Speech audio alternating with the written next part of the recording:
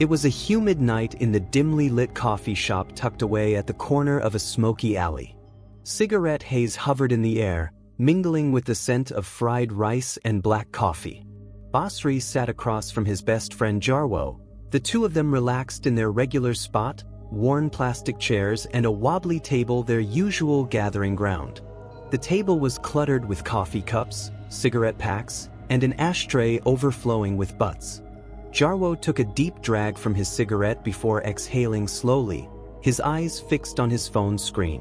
"So, what number did you bet on last night?" Basri asked, lighting his own cigarette with a flick of his thumb.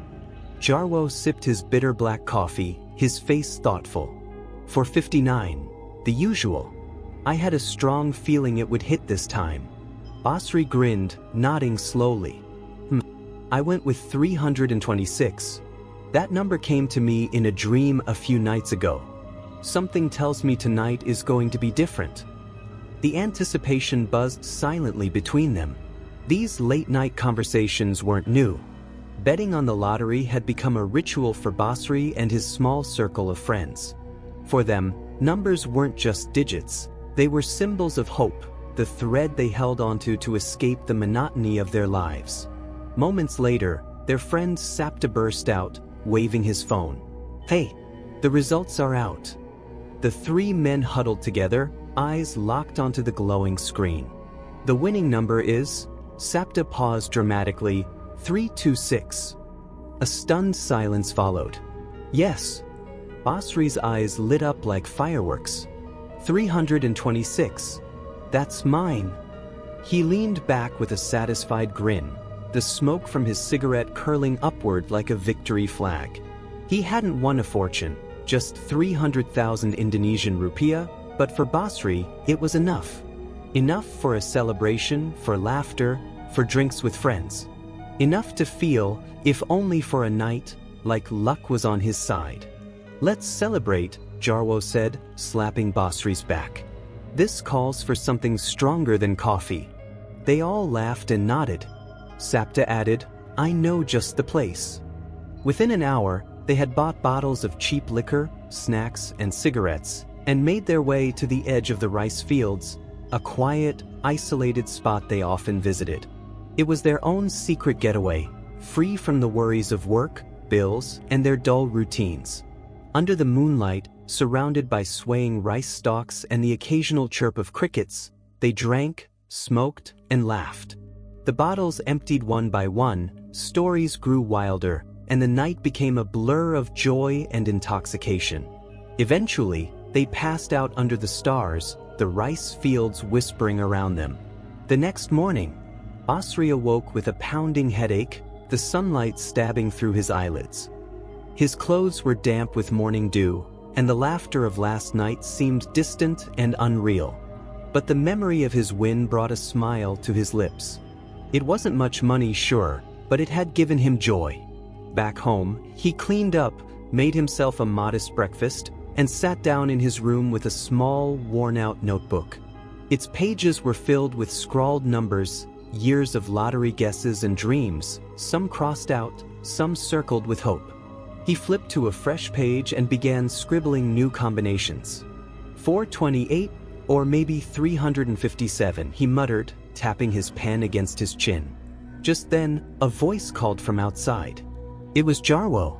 Basri quickly shoved the notebook under his pillow and stepped out. "Still obsessed with your numbers, huh?" Jarwo teased. Basri laughed. "Hey, it's a kind of business too. Numbers are all we've got." Together, they walked to the coffee shop again. The streets were alive with chatter. Inside, the air buzzed with conversations about last night's lottery draw. Everyone had a theory, a method, a story of how close they had been. Basri listened intently. For him, the lottery wasn't mere luck. It was a game of instinct, a dance of numbers and hope. A poor man's stock market. But the joy didn't last long. That evening, the number he bet on missed entirely. Not even close. He sat in silence, staring at the result. Jarwo noticed the look on his face and clapped him on the shoulder. "Can't win every time. It's a game, remember?" Basri gave a faint smile. Yeah. A game. But his mind was racing. Suddenly, a strange expression crossed his face. A wild idea was forming. What if, he said quietly. Jarwo leaned in. What if what? I have a way. A different way to get the number. Sapta, who had just arrived, joined the conversation. What are you talking about? Basri looked around to make sure no one was listening. Then, in a low, serious tone, he said, What if we don't rely on luck anymore? What if we ask them? Jarwo's eyebrows rose. You mean? Basri nodded slowly. Jelangkung. The name dropped like a stone in still water. The table fell silent. You're serious? Sapta asked. I just want to try. We all want a big win, right? Let's just see what happens. At first, they argued. It was stupid, dangerous, even crazy. But Basri's confidence was contagious. Eventually, the tension turned to curiosity. And that's how the plan was born. Exactly at midnight, the three of them gathered in front of Jarwo's house, their faces tense. They brought with them a small wooden doll, Jelangkung, crafted crudely with a coconut husk for a head. Alongside it, they carried a tray of offerings, a pack of cigarettes, chicken eggs, incense, and a bottle of arak. Are we really doing this? Sapta whispered. Basri didn't answer. He lit the incense, letting the smoke swirl around the doll. The air turned heavy, the world eerily quiet. He placed the doll on a mat in the middle of the yard, along with his notebook and a pencil. Spirits of the unseen, Basri said slowly, if you are here, guide us. Give us your sign. The incense curled into strange patterns. The air grew colder, and then they heard it, a faint laugh. High-pitched, hollow. The hair on their arms stood up. Something was coming. The laughter was faint at first, almost like wind playing a trick on the ears, but it grew louder, clearer, more chilling. It echoed around them, bouncing off the darkness like a cruel joke. Then the breeze shifted. What had been a warm night suddenly turned icy. The flame of the incense flickered wildly. The shadows around them thickened. Did you hear that? Sapta whispered, his voice dry. Jarwo didn't answer. He was staring ahead, eyes wide. And then they saw it. A pale figure appeared in the distance, drifting between the old graves on the edge of the rice field. She was dressed in a dirty white gown, her long black hair covering her face, moving slowly, almost dancing, as if she didn't touch the ground. The air grew heavy with dread. Kuntilanak, Basri murmured, barely audible. The ghostly figure swayed and twirled, circling the small group, never quite coming close. Her laugh cut through the air, shrill, mocking, and inhuman. Don't move, Basri warned. She's watching. The three men sat frozen, their eyes darting between each other and the swirling figure. Every instinct screamed at them to run. But curiosity, greedy, foolish curiosity, kept them rooted to the ground. Then the laughter stopped, and in the silence, a new sound broke through, a voice. Deep, disembodied, as if coming from beneath the earth itself. Put the notebook and pencil on the ground. The voice was terrifying, calm, yet thunderous. It vibrated in their bones. Without speaking, Basri slowly obeyed, placing his small lottery notebook on the ground. Jarwo, hands trembling, placed a sharpened pencil on top of it. Now, the voice continued, hold the pencil together. All three of you. They hesitated. Then, one by one, they reached forward. Cold sweat coated their skin as their fingertips met the pencil's edge. They grasped it gently, together, forming a triangle around the notebook. The world seemed to stop. No wind, no crickets, no sound, only their fast, shallow breathing and the growing beat of their hearts. And then, nothing. They waited, holding the pencil in silence. Seconds passed. Then minutes. Nothing moved. But just when doubt began to creep in, a cold breeze swept over them, and the pencil jerked. Jarwo gasped but didn't let go. The pencil began to move. It dragged slowly, deliberately across the paper, scribbling the first shaky number. 7. The pencil moved again. Then again. One by one, it wrote 6 numbers in total, 7-1-8-3-6-2. A small giggle echoed behind them. They spun around and froze. Standing at the edge of the graves was another figure. Smaller, creeper, a child-sized apparition, skin pale as chalk, eyes sunken and hollow. Its limbs hung unnaturally, neck twisted, as if broken. The creature hovered above a cracked gravestone, watching them with a lifeless gaze.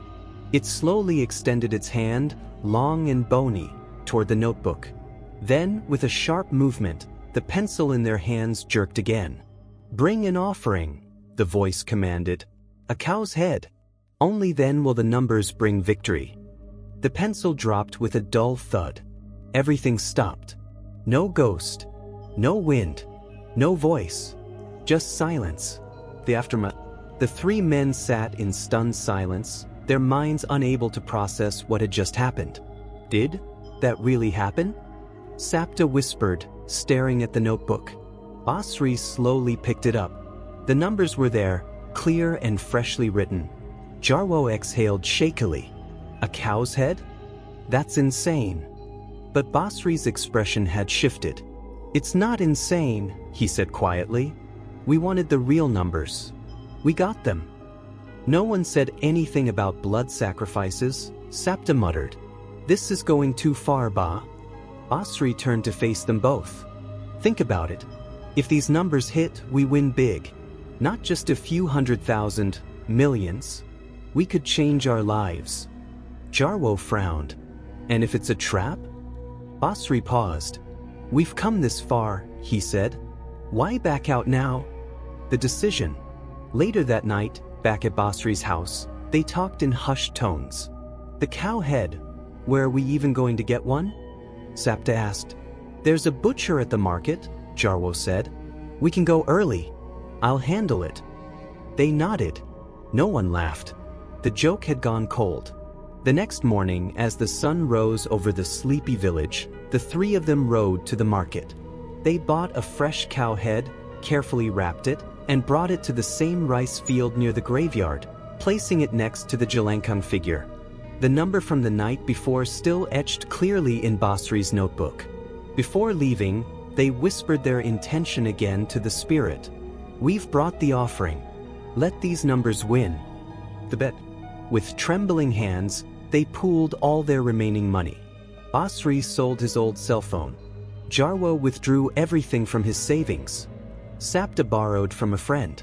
They placed their bets, bigger than they ever had before.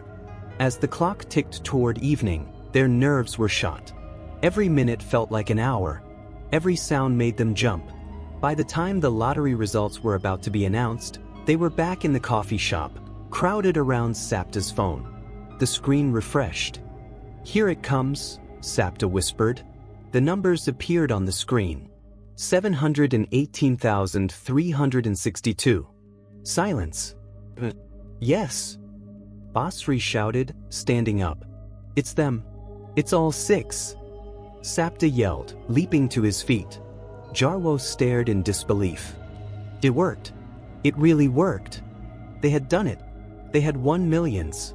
The world had never felt so alive.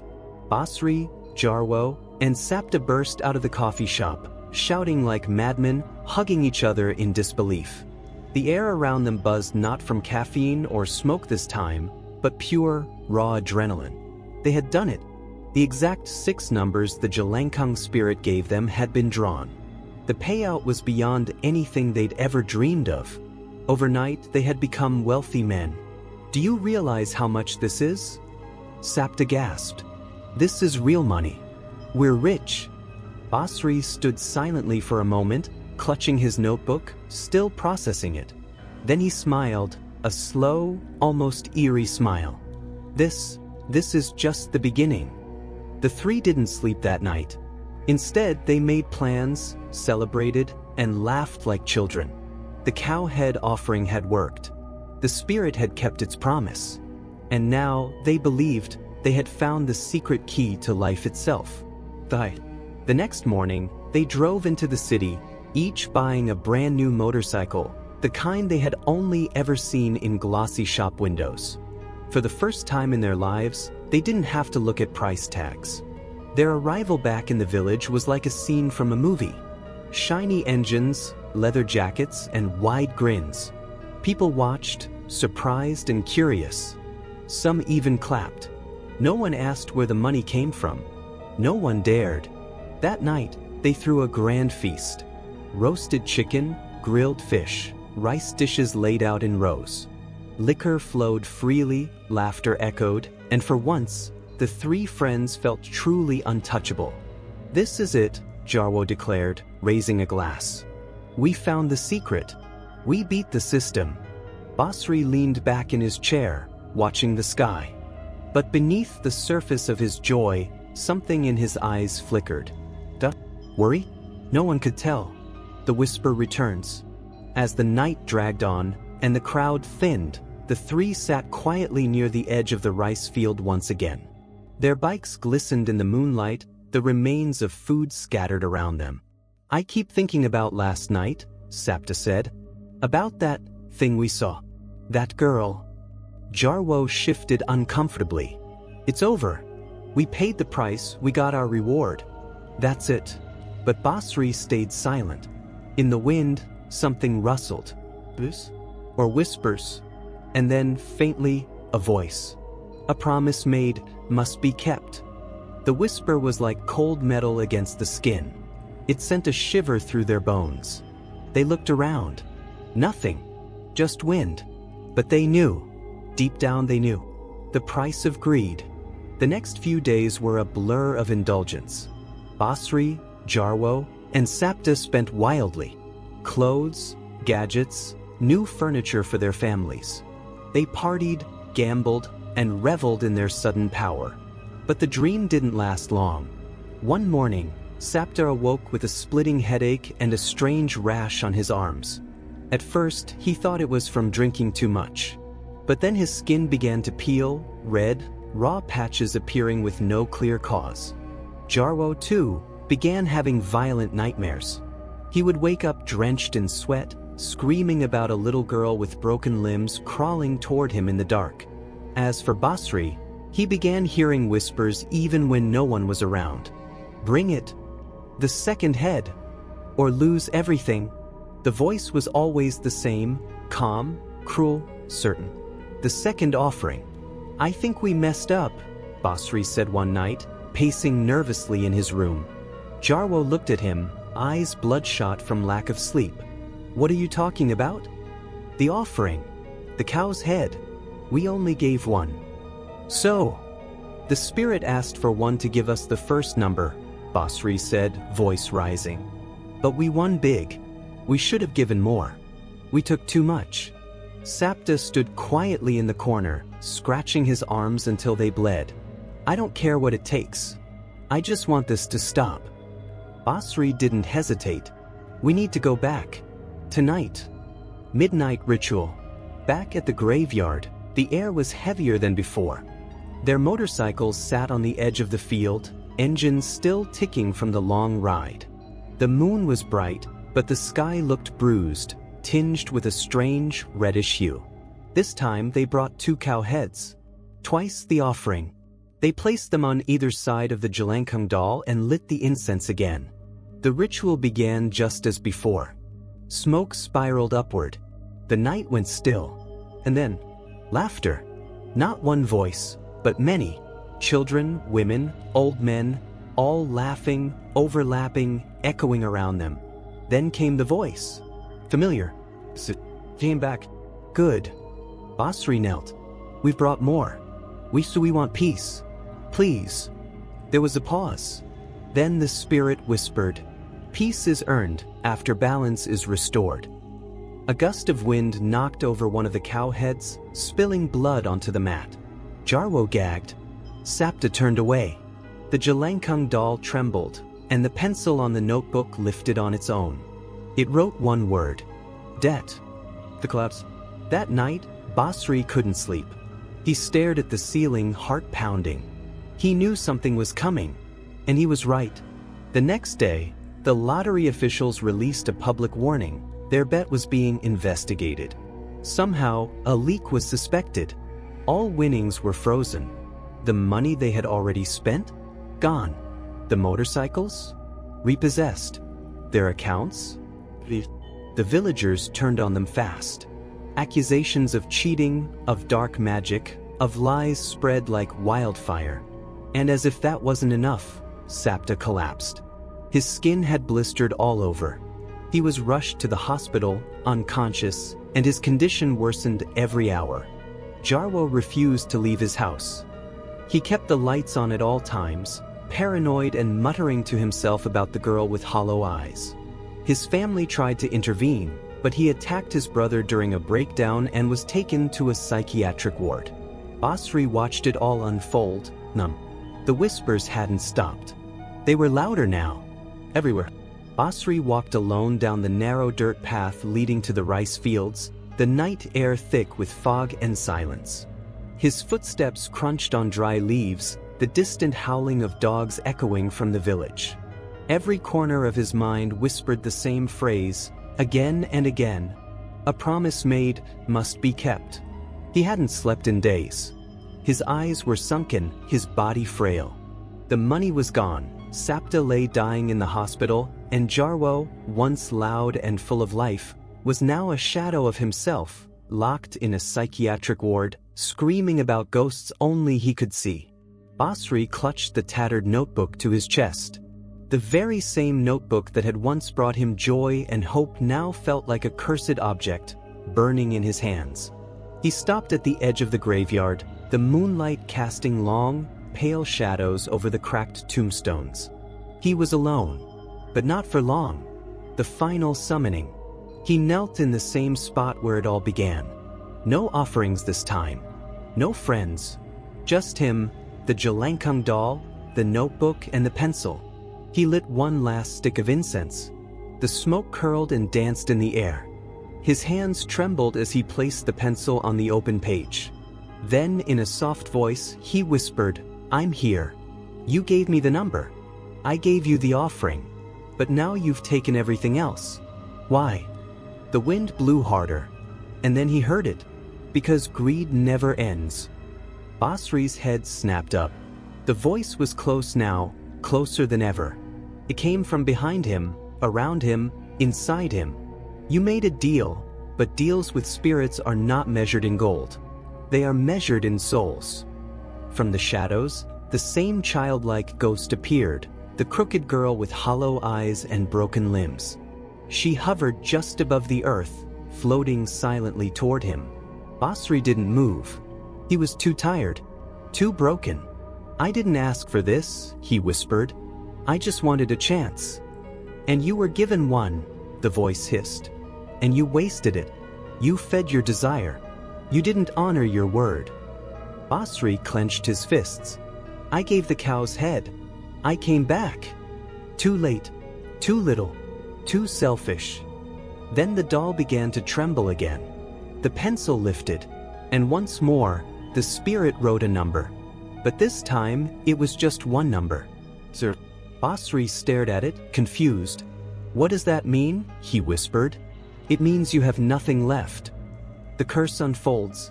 The next morning, the villagers found Basri lying unconscious near the graveyard. His clothes were torn, his face pale, and his eyes wide open, but blank as if staring into another world. They rushed him to the clinic, but no injury could explain his condition. His mind was numb. He never spoke again, never smiled, never moved of his own will. He simply sat, day after day, week after week, staring at nothing, mumbling numbers no one understood. And no matter how many times they cleaned his hands, the faint scent of incense and grave soil lingered. Epilogue. A village remembers. The story of Basri, Jarwo, and Sapta became a quiet legend in the village. Parents whispered it to children, "Don't chase what isn't meant for you." Old men at the coffee shop shook their heads when a new lottery winner was announced. Some swore they saw the girl, the crooked child in the white dress, standing by the rice fields during the full moon, waiting, watching. As for Jarwo, he never left the mental hospital. His eyes stayed wide and unblinking, and he refused to sleep without all the lights on. On rare nights, the nurses said he would whisper, "She's back again. She's asking for another number." Sapta's condition remained unexplained. His body recovered slowly, but his voice never returned. Every day he sat by his window, sketching circles and spirals in a notebook of his own, lost in memories only he could see. And the Jelangkung doll? No one dared to touch it again. They say it still sits beneath the earth, buried where Basri left it. But if you walk near that graveyard late at night, you might still hear the laugh. That high-pitched, hollow laugh. The one that promises riches and delivers ruin. Greed is a ghost of its own. It whispers in the ears of the desperate, offering shortcuts, promises, and easy answers. But every shortcut comes with a price, and some prices are far more than we can afford. Basri, Jarwo, and Sapta weren't evil men. They were simply human, and in their hunger for more, they opened a door that should have stayed shut. So if ever you see a doll where it doesn't belong, or a child standing alone by the graves under a red moon, turn around. Because sometimes, the number you chase is the one that chases you back.